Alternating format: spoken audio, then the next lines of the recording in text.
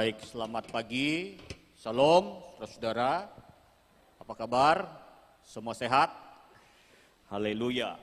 Mari kita buka Alkitab kita hari ini dalam Kisah Para Rasul pasal 10 ayat 1 sampai 9, nanti loncat ayat 23 sampai 24. Kisah Para Rasul pasal 10 ayat 1 sampai 9. Judul firman Tuhan hari ini adalah harmonisasi pelayanan keluarga. Ya, harmonisasi. Ya, judulnya dulu, yang judulnya di atas, balik dulu, back. Ya, harmonisasi pelayanan keluarga. Ya, saudara, ini minggu pertama sudah disiapkan oleh sinode kita. Ya, jadi selama 4 minggu ini kita bicara tentang keluarga. Karena memang bulan keluarga, sebenarnya bulan Mei kemarin kami itu ada konferensi khusus keluarga. Jadi para gembala di seluruh Indonesia sampai luar negeri. Tapi karena situasi jadi kami konferensinya lewat Zoom. Makanya lewat Facebook dan lain-lain konferensinya. Makanya selama 2 bulan ini saudara saya agak boros pulsa. Itu karena jadi ngisi itu yang 10 giga itu cepat sekali. Karena jadi banyak kami banyak pertemuan dari Jakarta. Baik, mari kita baca Alkitab kita tentang harmonisasi pelayanan keluarga. Kisah Para Rasul 10 ayat 1 sampai 9, loncat ayat 23 dan 24. Petrus dan Cornelius, saya akan membacakan ayat ini untuk saudara. Silakan Bapak Ibu saudara di rumah membaca ayat ini secara bersama-sama bersama dengan keluarga. Demikian kata Alkitab Kisah Rasul 10 ayat 1 sampai 9. Di Kaisarea ada seorang yang bernama Cornelius, seorang perwira pasukan yang disebut pasukan Italia. Ia saleh, ia serta seisi rumahnya takut akan Allah, dan ia memberi banyak sedekah kepada umat Yahudi dan senantiasa berdoa kepada Allah. Dalam suatu penglihatan kira-kira jam 3 petang, jelas tampak kepadanya seorang malaikat Allah masuk ke rumahnya dan berkata kepadanya, Cornelius. Ia menatap malaikat itu dan dengan takut ia berkata, ada apa Tuhan? Jawab malaikat itu, semua doamu dan sedekahmu telah naik ke hadirat Allah dan Allah mengingat engkau. Dan sekarang suruhlah beberapa orang ke Yope untuk menjemput seorang yang bernama Simon dan yang disebut Petrus. Ia menumpang di rumah seorang penyamak kulit yang bernama Simon yang tinggal di tepi laut. Setelah malaikat yang berbicara kepadanya itu meninggalkan dia, dipanggilnyalah 2 orang hambanya beserta seorang prajurit yang saleh dari orang-orang yang selalu bersama-sama dengan dia. Dan sesudah ia menjelaskan segala sesuatu kepada mereka, ia menyuruh mereka ke Yope. Keesokan harinya ketika ketiga orang itu berada dalam perjalanan dan sudah dekat kota Yope, kira-kira pukul 12 tengah hari, naiklah Petrus ke atas rumah untuk berdoa. Ayat 23 dan 24. Ya, nanti baca semuanya, saudara-saudara. Konteks ini sampai ayat 48. Hanya loncat-loncat saja karena waktu. Saudara ya, ayat 23-24. Ia mempersilahkan mereka untuk bermalam di situ. Keesokan harinya ia bangun dan berangkat bersama-sama dengan mereka dan beberapa saudara dari Yope menyertai dia. Dan pada hari berikutnya sampailah mereka ke Kaisarea. Cornelius sedang menanti mereka dan ia telah memanggil sanak saudaranya dan sahabat-sahabatnya berkumpul. Baik, saudara-saudara, inilah ayat yang singkat yang kita baca, tetapi nanti baca di rumah secara lengkap supaya saudara tahu ceritanya. Bagaimana seseorang yang bernama Cornelius, seorang perwira pasukan Italia, kata Alkitab, yang tinggal di Kaisarea. Ia adalah seorang yang saleh dan menjadi teladan dalam hal menerapkan keseimbangan. Makanya kata harmonisasi, seimbang. Antara pekerjaan atau pelayanan dan juga keluarganya. Saya perlu jelas awal dulu, saudara, teks ini. Ya, jadi kenapa hari ini judul firman Tuhan untuk kita harmonisasi pelayanan keluarga? Karena ada banyak pelayanan, saudara, Apalagi kami hamba Tuhan tuh nggak harmonis, artinya nggak seimbang. Pelayanannya tinggi, rendah keseimbangan untuk keluarga. Tinggi pelayanan untuk keluarganya, rendah pelayanan untuk Tuhan dan sesama. Nah, Tuhan mau, saudara, kita ini seimbang, harmonis. Antara pelayanan kita untuk pekerjaan Tuhan, sesama, bahkan juga dan keluarga. Ini seimbang, harmonis. Dan ini yang dicontohkan oleh Kornelius, saudara. Ya, sehingga dia seorang pejabat perwira, Alkitab bilang. Tetapi dia tidak lupa melayani keluarganya. Dan tidak lupa juga dia melayani Tuhan bersama dengan keluarganya. Dan ini penting, saudara, untuk kita hari-hari ini. Dan saya percaya, saudara, tidak terlalu membuat kita pesimis, membuat kita terlalu berpikir negatif, saudara. Hari-hari ini saya mulai sadar dan kita semua, kenapa COVID ini harus ada, virus ini, saudara. Menurut para ahli nggak bisa berhenti ini. Dia seperti virus batuk, flu, malaria, gitu ya. Kayak saya karena tipes gitu ya. Jadi mungkin selalu ada begitu, ya saudara. Tetapi kita melihat di sini, saudara, kita melihat bagaimana segala situasi seperti dalam Roma, Tuhan itu turut bekerja untuk mendatangkan kebaikan buat kita. Ketika kita stay at home, di rumah, di sini, dan kita tidak bisa sama-sama terlalu banyak di gereja, saudara. Seperti berapa bulan yang lalu, awal-awal tahun, enak kita kumpul di gereja, bisa kongko-kongko, kumpul-kumpul, ngomong-ngomong, akrab, salaman. Sekarang nggak bisa lagi. Ya, jadi Tuhan ingin mengajar kita bagaimana keseimbangan ini, ya, supaya di dalam keluarga kita bisa punya persekutuan, kedekatan, keintiman dengan Tuhan. Dan juga ketika kita ada di gereja, kita membawa keluarga kita yang sudah intim di rumah dengan Tuhan, di dalam gereja kita intim juga dengan Tuhan, akan dengan Tuhan, itu akan membawa dampak yang luar biasa. Dan itu yang dialami oleh Kornelius. Dan hari ini kita akan belajar, saudara-saudara, apa saja prinsip yang bisa kita pelajari dari kehidupan keluarga Kornelius. Ya, seorang perwira dari Italia. Ya, apa saja yang kita dapat pelajari? Bagaimana Kornelius dengan keluarganya harmonisasi dalam pelayanan keluarganya. Ya, harmonis sekali dalam pelayanan keluarganya. Dan saya menemukan, saudara-saudara, ada 3 hal hari ini, ya, yang kita dapat tangkap, yang dapat kita pelajari, prinsip-prinsip yang bisa kita pelajari dari kehidupan keluarga Kornelius. Yang pertama, saudara, kita melihat melayani sesuai dengan karunia. Itu pertama, saudara, ya. Ayat 2. Dibacakan, saya akan bacakan saudara, ayat 2. Ia saleh, ia serta seisi rumahnya takut akan Allah, dan ia memberi banyak sedekah kepada umat Yahudi dan senantiasa berdoa kepada Allah. Dengarkan baik-baik, saudara. Kita lihat ini, saleh, takut akan Allah, memberi sedekah, memberi kebaikan, senantiasa berdoa. Ini seimbang, saudara. Ada orang rajin berdoa, tapi nggak pernah ngasih sesuatu, saudara. Kan? Ya, ada juga orang yang suka ngasih sesuatu, tapi nggak rajin berdoa. Gitu. Nah, cara Kornelius ini lain, saudara. Lengkap, begitu. Takut akan Allah, suka berdoa, bersekutu dengan Tuhan, juga suka memberi. Makanya dikatakan karunia yang ada pada Kornelius, dia melayani dengan Tuhan, keseimbangan dalam dia melayani sesuai dengan karunia. Karunia apa yang ada pada Kornelius? Karunia memberi. Ayat itu kata memberi banyak sedekah. Renungannya adalah salah satu alasan mengapa pelayanan bisa menjadi tajam dan efektif adalah karena dilakukan sesuai dengan karunia yang Tuhan beri buat kita. Ya, sekali lagi, saudara.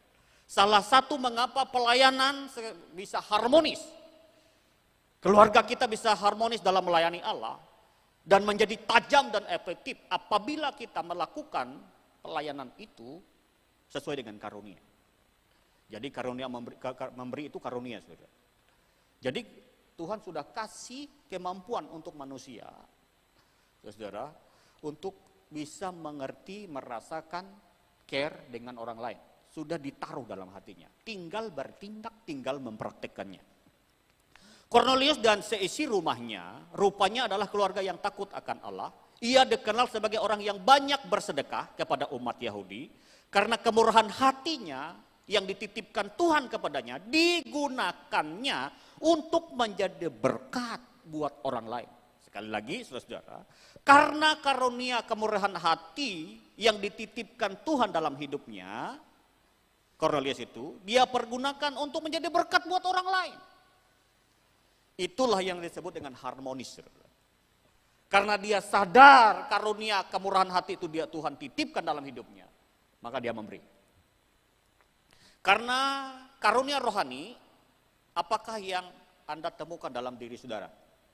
Saudara, karunia rohani apa yang dititipkan dalam diri kita?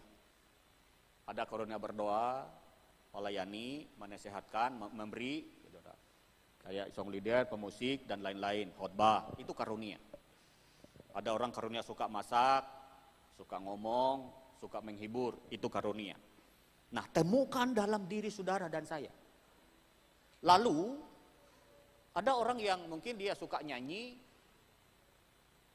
atau lain-lain suka berdoa, karunia yang Tuhan beri, dan lain-lain, bukan berarti kita nggak bisa memberi. Pokoknya begini saudara, kita berkata, apapun karunia yang ada pada kita yang Tuhan titipkan, itu sarana untuk kita bisa memberkati orang lain. Nah, bagaimana kita bisa mengembangkan dan menggunakan karunia itu untuk pelayanan tubuh Kristus? Melayani di tubuh Kristus di gereja lokal yang Tuhan percaya buat kita, melayani keluarga kita, melayani masyarakat yang sekeliling kita. Nah, Cornelius ini saudara, seorang perwira Itali kata Alkitab. Dia hidup keluarganya ini berdampak sekali. Saudara. Sampai ketika dia berdoa, malaikat turun saudara. Dia bilang, Cornelius, doamu dengar, sedekahmu diingat. Sekarang kirim orang jemput Petrus ke rumahmu. Ceritanya begitu saudara. Rupanya Cornelius ini tidak saja takut Tuhan memberi sedekah, dia ngumpulin sahabat-sahabatnya. Petrus berkhotbah, karena nanti baca di rumah saudara, baca di rumah. Petrus berkhotbah situ, penuh roh saudara. Orang-orang yang yang diundang oleh Cornelius itu ketika Petrus nyampaikan firman Tuhan, penuh roh Tuhan. Waduh, dahsyat sekali saudara-saudara. Wah, jadi berkat luar biasa. Tidak saja harta yang dia beli, tapi dia menyelamatkan jiwa-jiwa saudara. Inilah harmonisasi pelayanan keluarga yang Tuhan kehendaki buat kita. Jadi yang pertama, prinsip yang dapat kita pelajari dari kehidupan Cornelius adalah melayani sesuai dengan karunia. Ya, jadi Bapak Ibu Saudara, kalau saudara dan saya mungkin karunianya memberi, nggak bisa nyanyi, nggak bisa musik, nggak bisa khotbah, nggak usah kita berkecil hati. Aduh, aku hanya kerja, aku bisa masak aja Tuhan, atau karunia aku hanya doa saja, atau kerja aku karunia aku hanya mungkin nyanyi saja, nggak bisa memberi. Nggak usah berkecil hati. Semua kita diberi karunia. Ada yang kasih berapa karunia? Kalian tak bilang 1, 2, dan 5. Kembangkan. Temukan karunia yang ada pada saudara supaya harmonis. Jangan saudara-saudara nggak seimbang. Tuhan mau kita seimbang. Yang kedua, prinsip apa saja yang bisa kita pelajari dari kehidupan Cornelius?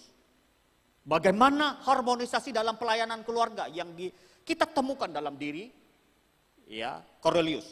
Yang pertama, dia melayani sesuai dengan karunia. Yang kedua adalah membawa orang lain mengenal Tuhan.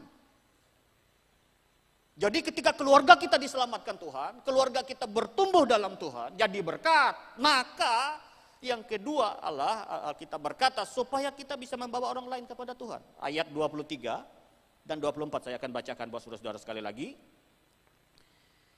Ia mempersilahkan mereka untuk masuk bermalam di situ keesokan harinya. Ya, ini orang yang disuruh Cornelius ke tempat Petrus di kota Yope. Ya, tidur semalam lagi, gitu ya ceritanya. Dia bangun lalu berangkat bersama-sama dengan mereka dan beberapa saudara dari Yope menyertai dia. Dan pada hari berikutnya sampailah mereka di Kaisarea, di rumah Cornelius itu. Cornelius sedang menantikan mereka. Dan ia telah memanggil sanak saudaranya dan sahabat-sahabatnya berkumpul. Baca selanjutnya saudara. Ketika mereka berkumpul, rupanya ini lagi ibadah. Rupanya Cornelius siapin makanan. Rupanya Cornelius ini sedang mungkin ucapan syukur, mungkin bahasa saya. Ucapan syukur, Petrus disuruh khotbah. Tiba-tiba Petrus khotbah. Saudara. Alkitab bilang orang yang hadir di situ dilawat Tuhan. Oh, saudara-saudara, di dasar sekali saudara-saudara, dilawat Tuhan. Nah, ini penting saudara. Karena apa? Ketika kita sudah diselamatkan Tuhan, keluarga kita, maka Tuhan mau kita juga bisa membawa orang lain melalui keluarga kita mengenal Tuhan. Membawa siapa saja saudara-saudara. Mungkin sahabat kita, kenalan kita, keluarga kita yang belum percaya sama Tuhan. Makanya saya sangat menganjurkan, makanya di gereja kita, karena ke depan, saudara, selain komsel kita akan kembangkan, ibadah keluarga nggak boleh kita berhentikan. Karena apa? Kita bisa mengundang tetangga kiri kanan kita, baik yang sudah Kristen atau yang belum. Supaya apa? Supaya mereka bisa dengar firman. Yang Kristen tujuannya adalah supaya iman semakin dibangkitkan, atau orang Kristen yang suam-suam kuku perlu disegarkan kembali iman mereka ketika dalam ibadah itu. Mereka hadir ketika kita undang mereka ibadah dalam keluarga kita, di rumah tangga kita. Dan Alkitab berkata yang menjadi pokok renungan kita hari ini, selain berkemurahan hati, Kornelius juga rupanya memiliki kerinduan agar orang lain bisa mendengarkan Injil Kristus. Itu sebabnya ia mengumpulkan sanak saudara dan sahabat-sahabatnya untuk berkumpul di rumahnya. Ia memberikan kesempatan kepada Petrus untuk berbicara dan menyampaikan kebenaran. Hasilnya, nanti baca di rumah ya, hasilnya turunlah Roh Kudus ke atas orang-orang yang mendengarkan pemberitaan firman Tuhan itu. Ayat 44 saya bacakan buat saudara-saudara. Ayat 44. Ketika Petrus sedang berkata demikian, turunlah Roh Kudus ke atas semua orang yang mendengarkan pemberitaan itu. Dasar sekali saudara. Ya, jika kita tidak bisa menjelaskan Injil atau memberitakan firman Tuhan, kita bisa mengumpulkan orang-orang lain di rumah kita dan memberi kesempatan buat orang lain untuk memberitakan firman Tuhan. Makanya komsel, ibadah keluarga itu penting saudara. Ya, jadi ketika kita kumpul orang lain, kasih makan, ibadah, orang yang tetangga kiri kanan kita, ya orang Kristen mungkin yang lama nggak ke gereja, diundang di rumah karena hormat dengan kita, kenal dengan kita, dia hadir, imannya dibangkitkan.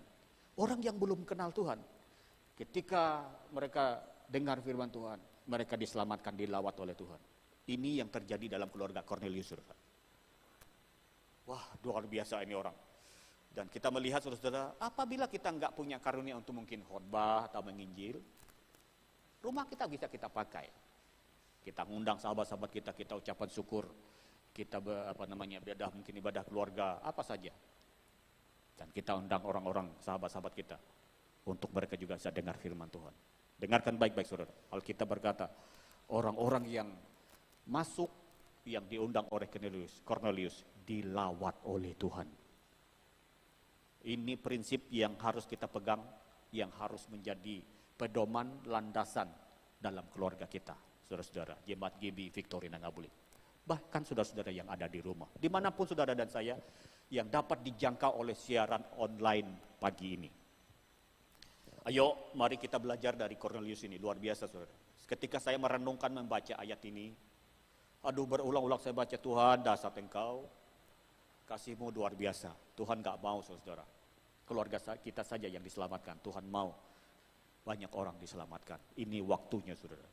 Karena itu gunakan teknologi yang ada di tangan saudara, handphone saudara, WhatsApp, saudara, Instagram, Facebook, ya di grup di mana saja kirim firman Tuhan. Tahukah saudara-saudara, saya ingin saksikan buat saudara-saudara, dalam 2 minggu yang lalu, saya sih nggak takut karena yang mungkin kena COVID atau apa, saya ini pasti kena tipes saya pasti kambuh, saya bilang. Tetapi yang saya stresnya adalah, kok nggak sembuh-sembuh minum obat ini, kok nggak kurang-kurang ya.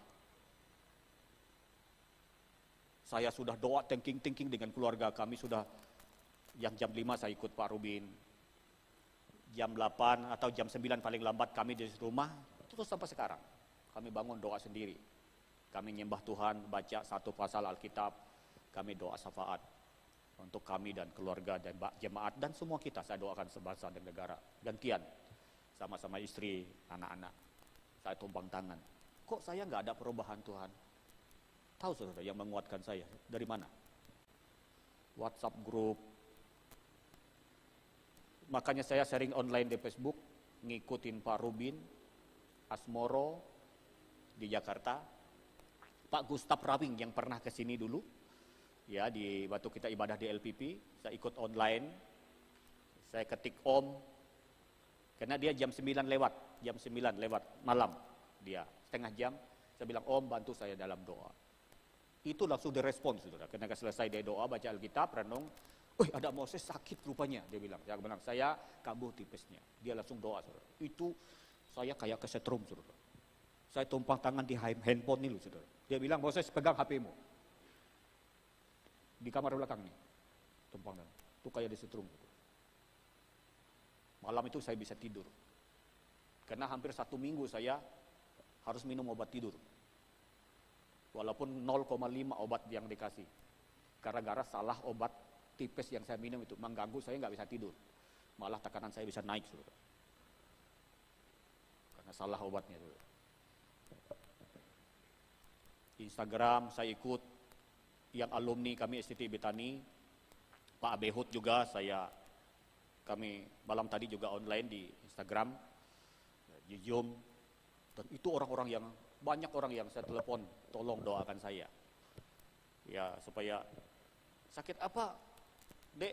Kepada mereka, nggak tahu saya ini sakitnya, awalnya tipes sih, saya cek darah. Saudara, cek darah pertama di Puskesmas, tipes, 1/160. Asam uratnya 8,1. Saudara, bilang Dr. Martin sama saya, karena dia yang mulai ngobatin saya, tolong Senin, tanggal 1 tanggal merah kemarin, Senin, tanggal merah, waduh, cek lengkap darah. Enggak ada yang rumah sakit tutup, Puskesmas tutup, untung Tera buka, saudara. Saya cek lengkap, saya bayar kurang lebih 500.000. Waduh, Tuhan, duit udah pas-pasan, ya udahlah. Pas-pasan udah 535.000, cek lengkap. Semua kolesterol normal, asam uratnya sejak 3, saudara, malah turun. Tipesnya nggak hilang, saudara. Tetap 1/160. Martin bilang ini penyakitnya, Kak, salah obatnya, dia ganti, saudara. Makanya saya bisa khotbah hari ini. Ya, saya nggak takut kena COVID sih, saudara-saudara. Bukan kena COVID, saudara. Tapi saudara tahu, firman Tuhan itu hidup, saudara. Dan dari teknologi ini, makanya hari Senin sore ya, Senin tanggal 1 atau tanggal 2 saya SMS grup doa itu, tolong doakan saya. Sengaja aja, karena saya udah mau bahasanya capek udah saya nih, kok aku nggak subuh-subuh gitu. Saya bilang berdoa, tolong doakan saya nih, buat khusus lah doa untuk saya supaya cepat sembuh. Saudara-saudara, jadi begini, maksud saya begini, firman Tuhan itu kuat, saudara. Teknologi yang begitu canggih sekarang, zaman itu harus dijemput nih hamba Tuhan. Firman Tuhan ini, ya Petrus ini harus diambil, gitu ya. Sekarang firman Tuhan nggak jauh, di handphone kita sudah ada firman Tuhan yang tertulis. Bahkan kita buka YouTube, buka Facebook, buka apa saja, semua sekarang saudara-saudara orang pada online memberitakan firman Tuhan. Jadi dengan kata lain, tidak ada alasan buat kita nggak bisa baca Alkitab, nggak bisa merenungkan firman Tuhan. Nggak ada alasan. Disitulah kekuatan kita. Yang terakhir, Bapak Ibu Saudara, yang terakhir saya bacakan untuk saudara. Yang terakhir, prinsip apa? Pertama, prinsip apa yang bisa kita pelajari dari harmonisasi pelayanan keluarga yang dimiliki oleh Cornelius yang dapat menjadi contoh buat kita. Pertama, Cornelius melayani sesuai dengan karunia yang Tuhan berikan buat dia. Yang kedua, Cornelius membawa orang lain mengenal Tuhan. Yang ketiga, keluarga Cornelius memuliakan atau melayani Allah bersama dengan keluarganya. Melayani Allah bersama dengan keluarganya Cornelius ini, saudara. Tidak saja dirinya, tapi keluarganya melayani Allah. Keluarganya memuliakan Allah, bahkan menjadi berkat buat orang lain. Ayatnya adalah ayat 46, Kisah Rasul 10 ayat 46 sampai 48. Saya bacakan buat saudara. Dan semua orang yang percaya dari golongan bersunat yang menyertai Petrus tercengang-cengang karena melihat bahwa karunia Roh Kudus dicurahkan atas bangsa-bangsa lain juga yang bukan bangsa pilihan loh. Dan bersunat itu siapa, saudara? Bangsa Yahudi, saudara-saudaranya Petrus. Saudara baca, kalau dibaca dalam itu, Petrus itu melihat Ketika dia doa, Petrus itu dapat penglihatan, ada binatang yang haram. Petrus bilang, aku nggak pernah makan. Tuhan bilang, kau nggak boleh ngomong haram kalau Tuhan bilang tidak haram. Dengan kata lain, Tuhan bilang sama Petrus begini, bangsa yang di luar Yahudi, ketika mereka beriman percaya samaku, kata Tuhan, mereka akan diselamatkan. Makanya orang bersunat bilang tercengang-cengang, Roh Kudus diberikan juga buat orang yang di luar Yahudi. Untuk kita, saudara dan saya ini, Roh Kudus juga diberikan. Ya, terus ayat itu 46, sebab mereka mendengar orang-orang itu berkata-kata dalam bahasa roh dan memuliakan Allah. Lalu kata Petrus, bolehkah orang mencegah untuk membaptis orang-orang ini dengan air? Sedangkan mereka telah menerima Roh Kudus sama seperti kita. Lalu ia menyuruh mereka dibaptis dalam nama Yesus Kristus. Kemudian mereka meminta Petrus supaya ia tinggal beberapa hari lagi bersama-sama dengan mereka. Tujuannya tinggal ini Petrus ngajarin mereka lagi firman Tuhan. Nah, saudara-saudara, pesannya adalah begini. Melihat karya Roh Kudus dalam kehidupan kerabat dan keluarga Kornelius membuat mereka kemudian memuliakan Allah dan memberi diri dibaptis serta menyerahkan hidup mereka untuk kemuliaan Tuhan. Jika kita menetapkan tujuan dalam keluarga kita, jangan pernah bergeser dari tujuan itu, kerinduan itu, yaitu memuliakan Allah bersama-sama dengan keluarga kita. Biarlah keluarga kita dipakai sebagai alat Allah untuk memuliakan namanya, untuk bersama-sama menyenangkan hati Tuhan. Bagaimana dengan keluarga saudara dan saya hari ini? Bagaimana Anda dan saya membangun kebiasaan dalam keluarga kita yang berorientasi kepada kemuliaan Allah dan melayani Allah bersama dengan keluarga kita. Saudara-saudara, inilah 3 hal yang ingin saya bagikan buat saudara-saudara hari ini. Yang pertama prinsipnya adalah melayani sesuai dengan karunia. Yang kedua, Kornelius membawa orang lain mengenal Tuhan. Yang ketiga, harmonisasi pelayanan keluarga yang diajarkan Alkitab. Prinsip Alkitab melalui contoh teladan keluarga Kornelius adalah keluarga yang memuliakan dan melayani Allah bersama dengan keluarganya. Makanya saya senang, saudara, di gereja kita, anak-anak kita bisa bersama di samping kita duduk manis. Sebenarnya, saya suka kayak gini sebenarnya. Anak-anak itu jam 7 ibadah sekolah minggu, 1 jam, maunya saya begitu, saudara. Setelah itu dia masuk kumpul di kita sini, yang penting dilatih jangan ribut aja. Jangan mondar-mandir gitu, duduk di samping bapak ibu saudara, ibadah dekar khotbah firman kayak gini. Ini nyaman, saudara. Menurut saya sukanya begini. Dan kita bilang begitu, saudara. Anak dilatih, duduk manis di samping kayak gini. Yang tidur, biar aja tidur digendong begitu, nggak apa-apa. Gitu. Mungkin yang kecil yang mondar-mandir mungkin nanti dilatih dulu, mungkin begitu. Yang bisa duduk manis, tenang, duduk manis di samping orang tuanya, dengarin firman Tuhan kayak gini. Wah, ini baru top ini. Kenapa? Di sini mereka mendengar firman Tuhan, bagaimana mereka memuliakan Allah bersama dengan orang tuanya, orang tua bersama dengan anak memuliakan Allah dan melayani Allah.